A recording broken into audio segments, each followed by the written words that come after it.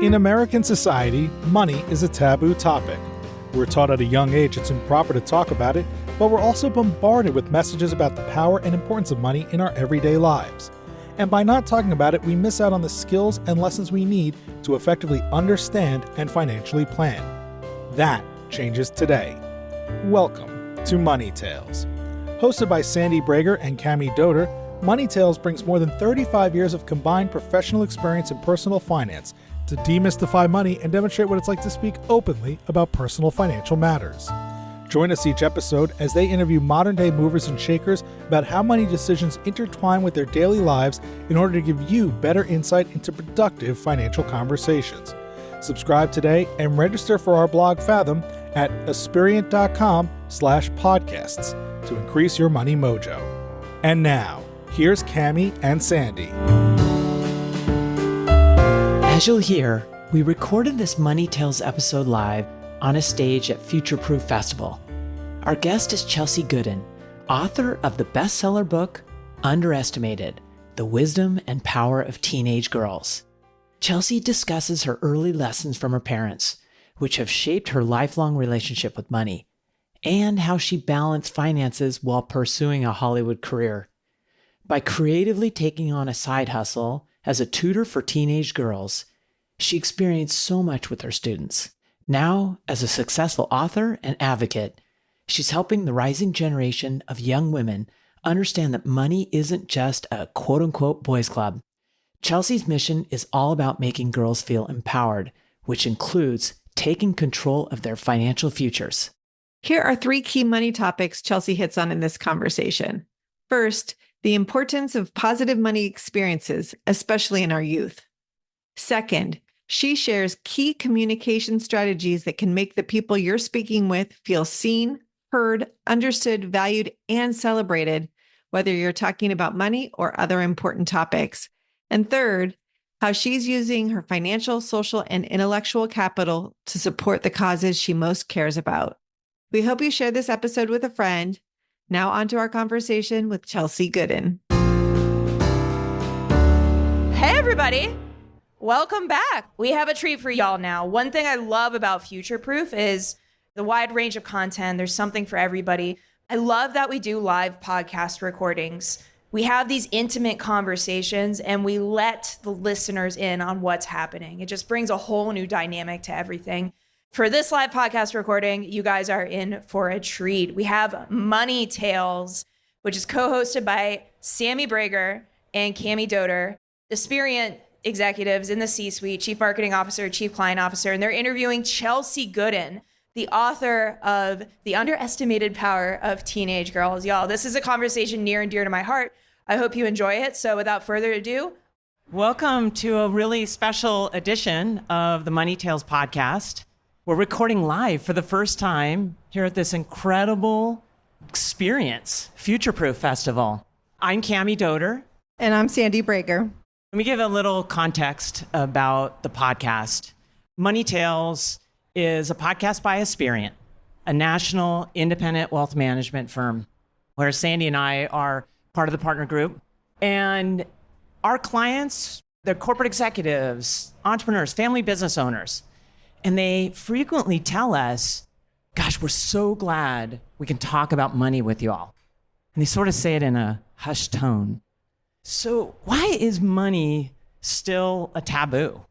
That's really what launched in 2020 Money Tales. We launched the pod.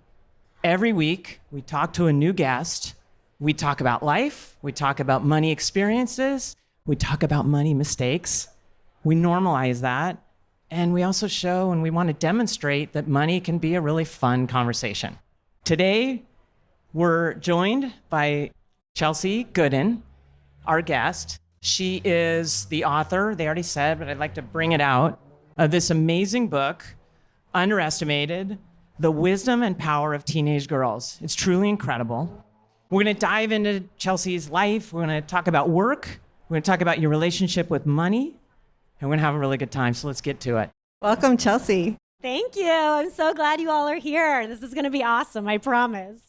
Chelsea, would you introduce yourself and share a couple pivotal moments that have really impacted and influenced who you are today?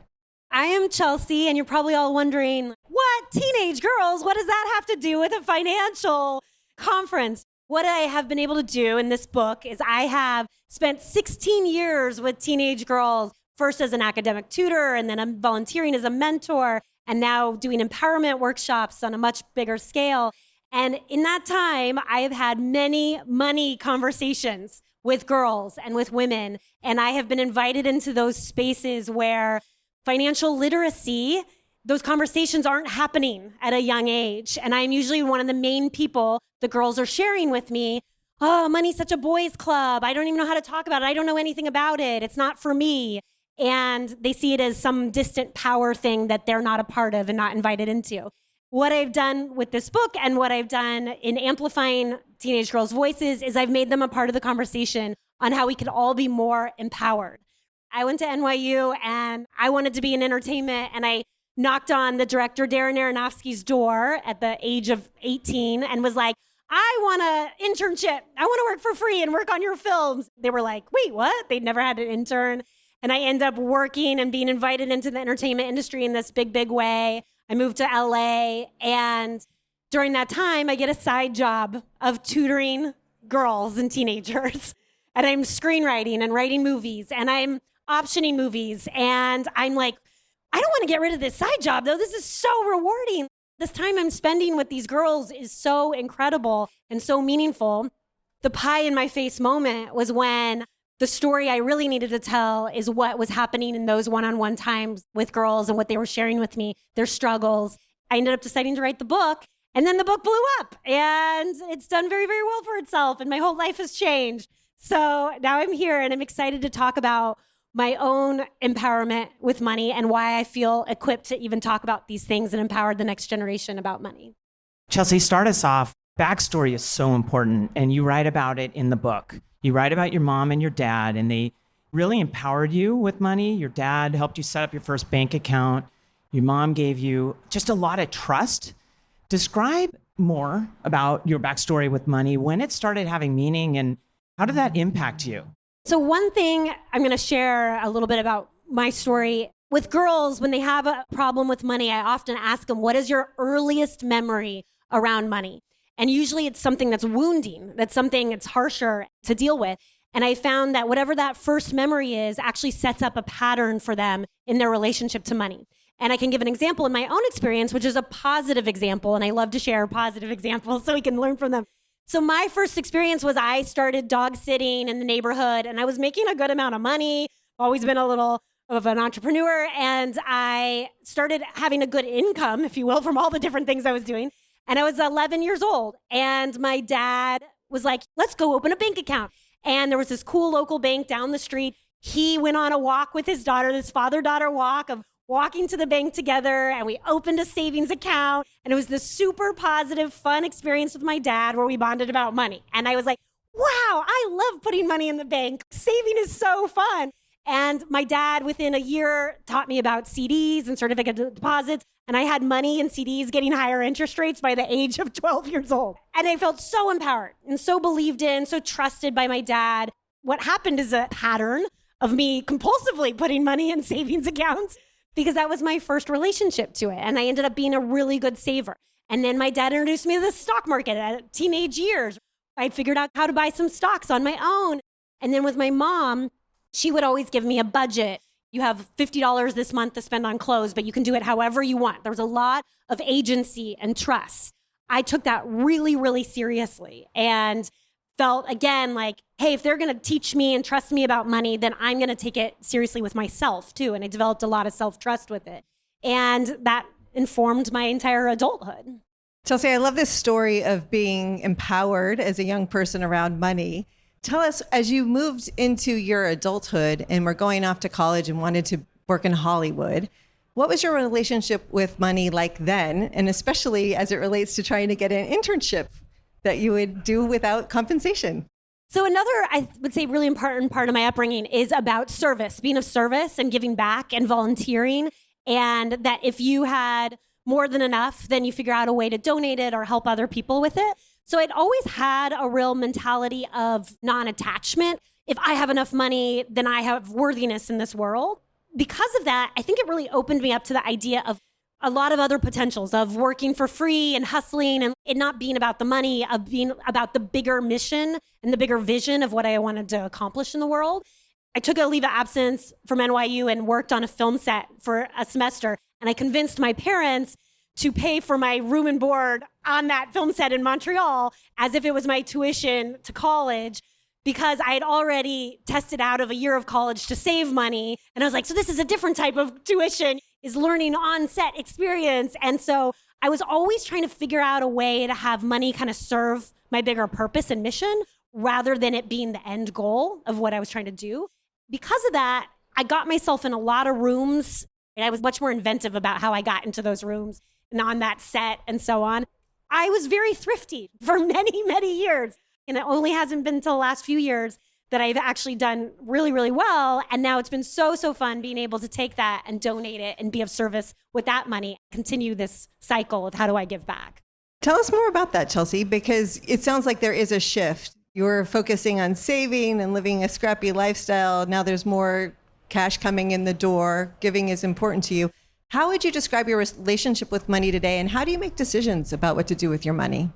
Well, first of all, in terms of me being professionally a success, I would say investing money into myself, into my own education, into my own skill development, whether it's in writing or speaking.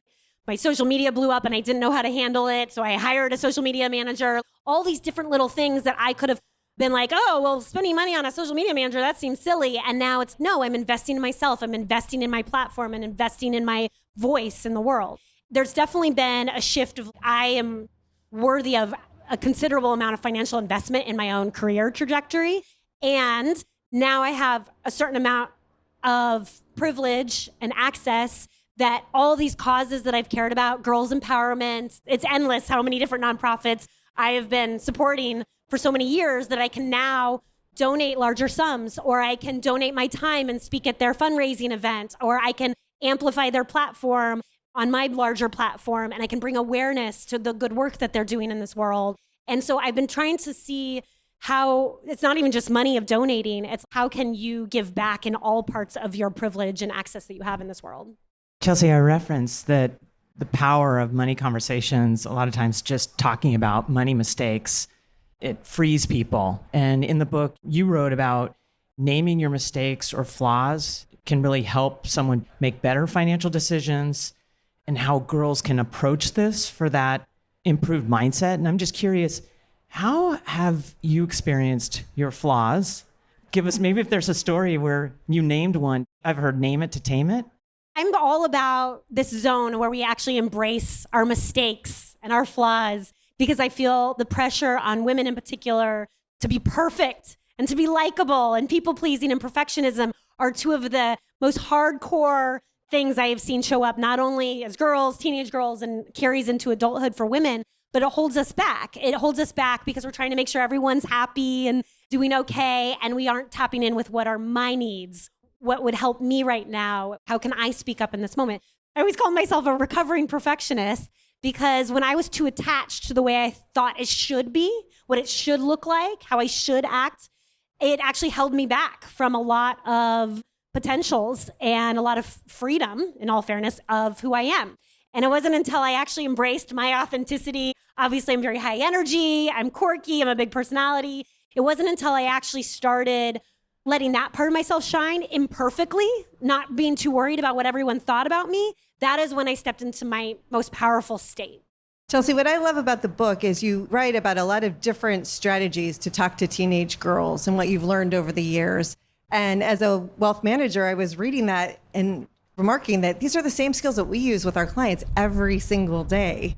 And so it's amazing that approaching a conversation with curiosity, asking good, open questions can really get things flowing. I'm curious, can you tell us what the conversations about money with these teenage girls has been like for you? Sandy's highlighting something that's so important, because I feel like the tools that I have learned in connecting with teenage girls and having them open up are the exact same tools that you can use with anyone in your life to help them feel seen and heard and understood and valued. That non-judgmental, truly just curiosity of trying to understand them first. So when I'm talking to a girl, I always listen without judgment. That is always the first step. And it's not just a teenage girl. With anyone, it could be a client, it could be a husband, it could be anyone. It's just truly listening and reflecting back. Oh my gosh, that does sound hard. I'm sorry you're struggling with that. And not trying to just jump in and fix it for them right away. Help them feel seen and understood in whatever struggle they might be going through.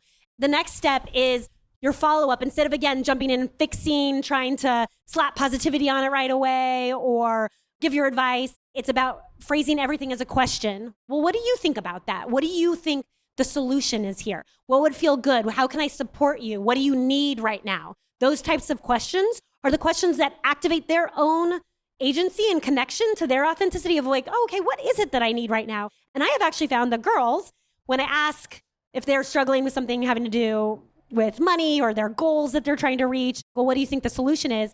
And they say, I don't know. A lot of parents have told me, oh, I just give up. She just doesn't know. I just jump in with the answer. And that clearly means I need to teach it to her then. That I don't know space is actually that flawed space I'm talking about, that gray zone of tension where you just say, oh, okay, you don't know right now. That's okay. How about you spend some time thinking about it? Because I trust you're going to be able to figure this out for yourself. I trust that you're going to create solutions that are right for you. And I cannot wait to hear your thoughts because you're super smart and you're going to come back to me with some really good ideas. And then the girl's like, wait, what? She thinks I'm smart? She trusts me to think of this on my own? Okay, I'm going to spend some time doing that. And it's that empowerment and agency I give to not only girls, but everyone in my life that helps them step into their full voice and power, which is where it gets really exciting for a person. I want to know, how do you bring these conversations into your marriage, I was Chelsea? just going to ask that. This is good. First of all, it's a lot about not telling someone what to do and truly listening in a way that if you do have an idea of something you want them to do, it's helping them find that solution on their own, if it is indeed truly the right solution that is right for them. I have this example in the book where my husband would not go to the doctor, and I was so frustrated. And I know many wives who make doctor's appointments for their husbands. And I was like, that is not going to be who I am. I have better things to do. But I found myself doing it because I was worried about him. Finally, I decided to step out and be like, you know what? I trust that you're going to handle this health problem that you're having. I completely give you all of my trust to handle this. And he was a little like, oh, really? Really? Okay, There's you're that not gonna just trust tell me again. what to do and just make my doctor. And I was like, yeah, you do it. You're capable of figuring out this for yourself. He had to be in a certain degree of pain, of health pain. And he ended up finding a doctor that he loves, that he goes to all the time now. No one is more surprised than me. But again, it had a lot to do with me getting out of his way, getting out of other people's ways to support them in what their struggle is, saying, hey, I'm so sorry. That sucks. You're going through that. It makes sense that you're feeling that way. I know you can get through this. You talked about a really powerful emotion when you talked about money in your book. You said money makes you feel powerful. And that's really cool because there's a lot of people might say it's shame, guilt, fear. Describe how and why. And then what do you see when you're talking with teenage girls? How do you nurture that powerful feeling? The last chapter of my book is power. We've covered a few: perfection, people pleasing, shame. So there is, of course, still a lot of shame around money. Unpacking that and those types of wounds, I think, are so important. And then what is the state that we can get into where it is powerful, where you feel like you're in a state of power? I'm actually a fan of very much redefining how we've defined power as domination or oppression or self-interest, and that we can expand this narrative. And that's actually what I've learned from girls and women who don't often feel they have been a part of the historical definition of power. And what can it look like instead for it to look like care and empathy and generosity and these qualities that sometimes have been thought of as feminine, but I think are very powerful, and they are very powerful. And what if we also created a healthy environment around money where it is something that you know that you're using it with a greater purpose and mission attached to it? I mean, it's okay to want nice things. I'm not actually here to shame anyone about what it is for them. But I do think that there's an elevating relationship you can have to money that, again, is connected to service in whatever way that might be for you. And in asking girls what they care about, how do they want to make the world better? That is how I have activated their power, their true innate power, rather than just saying, oh, you need to go to this college, you need to have this job and get a good job with money. And that is usually the narrative they hear from everybody, kind of an achievement-oriented success that has to do with college, job, money. And instead, when I ask a girl what she cares about, I had one girl create a fundraising event where she raised $40,000 and built a school in El Salvador that now has her name on it. Single-handedly, she did this. It started because she was bad at math and she hated herself for it. And I was like, who cares if you're bad at math? People have money wounds. I call it their math trauma of that math teacher in elementary school that made you feel bad about yourself. She had felt so bad about herself. And here she is 13 years old. And I was like, how about we take all of our focus off of that and ask, what are you naturally good at? What do you naturally care about? And it turns out she's a really good people person. She loves hosting a party. And she'd heard about this nonprofit from me. And she was like, you know what? I'll host a fundraiser. I'll get all these companies to donate stuff to a silent auction and stuff. She single-handedly went door to door in Beverly Hills on Rodeo Drive, knocking on doors, asking for donations to her silent auction, and invited people, followed up with, and yes, she had access through her parents to people who were able to donate. There's that. But she had access that she decided to do something about and make a difference with it. This girl stepped into her power in the biggest way when she raised that $40,000, and she has since traveled to El Salvador and seen that school.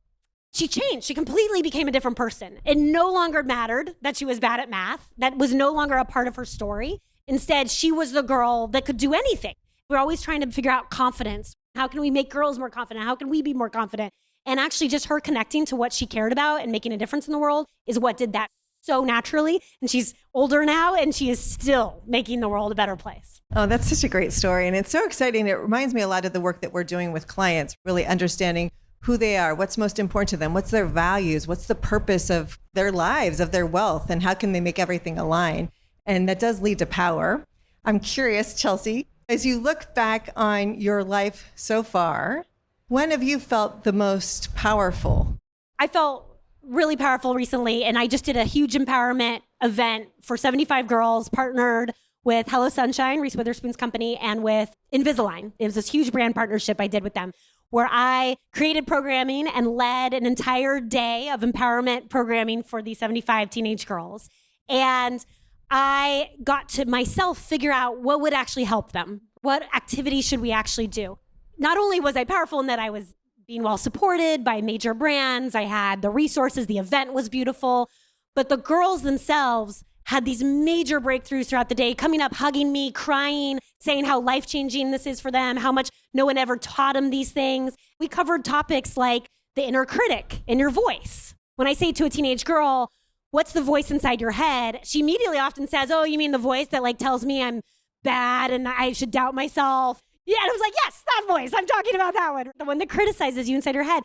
And girls were like, wait, we all have this mean voice? And I'm like, yes, we all have it. Here are some tools on how to deal with it and figure out what your authentic voice is. And I'm teaching young girls this. A lot of people underestimate our ability at a young age to have these types of conversations. They were so into it. The rest of the day, they're referencing, well, I'm not going to listen to the mean voice anymore because now I know I can do it all by myself. It was so wonderful to see. I felt powerful because I was able to pass along what had helped me so much to the next generation so that they wouldn't maybe have the same story I had. They would be better off than I did. And they would have a ripple effect that were changing the world altogether. Your book, you mentioned, it's blown up. I think it surprised you. Oprah's book club ended up endorsing it, so that was pretty big. Yeah, and Richard You've been on Branson posted TV. about it. It's amazing. So tell us, has anything in you shifted with your relationship with money as you think about how you promote your brand, how you relate to this growth and this sort of attention and success? I had to up level really fast in that I got an outreach from a lot of strangers around the country in a way that I wasn't fully prepared for. People wanting my time and attention and so on. And then realizing I had the power of no also. And before I've always been a real like, yeah, I'll do that. That sounds fun. Let's do that. And now I have to understand that energy and time is only so much, which I'm sure anyone here, especially a parent, can understand your time and energy is only so much. And so I like to think of my time and energy as money and how I spend it on a given day. And I'm really intentional about it. If I'm going to even hang out with a friend, there's intention behind it. If I'm going to participate in an event, there's intention behind it. It is not me just being like, yeah, oh my gosh. I mean, I've had pretty big opportunities that I've said no to just because they weren't aligned with my values, and really making sure I understood what my values are in this time where I've been given more power. Chelsea, this has been a fun money conversation. We're so glad that you're here with us today. Tell us, what's your next money conversation going to be, and who's it going to be with? I'm going to France for the month of October. And I would say this is the first time that I've really decided that we're going to go to the Michelin-starred restaurants. We're going to pay for that, and we're going to make a conscious choice to be really fun about it. As much as I am of service and donate, there's beauty in enjoying life and having fun and creating community and time with the people that you love. My husband, we're going with his family too. When will I be back next? I don't know. So I'm going to do the thing you're supposed to do and enjoy it and live your best life and what that looks like for me and for anyone else who so chooses their path. Good for you. Chelsea, before we let you go, where's the best place for people to find you?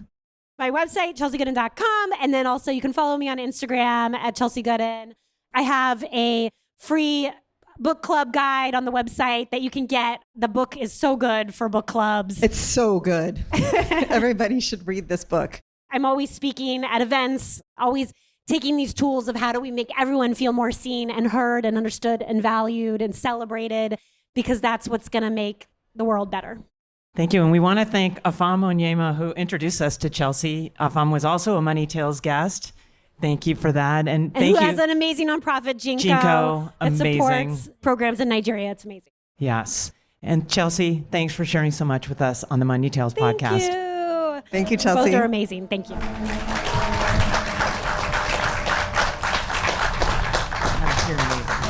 Thank you so much to Chelsea, Cammie, and Sandy. What an amazing conversation. I want to point out one thing that I heard that just really stuck with me in that conversation. It was when Chelsea was talking about the group sessions that she had with teenage girls and how she was talking about money, but she constantly asked them, what do you think? What do you feel in this moment? It just reminds me that growing up, we're all taught about money from a logistical perspective. How does compounding work? Where do I put my money? In a savings account, in a brokerage account?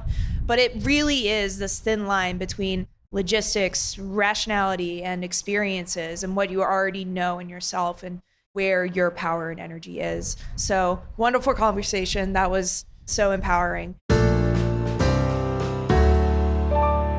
Thanks for listening to the Money Tales podcast.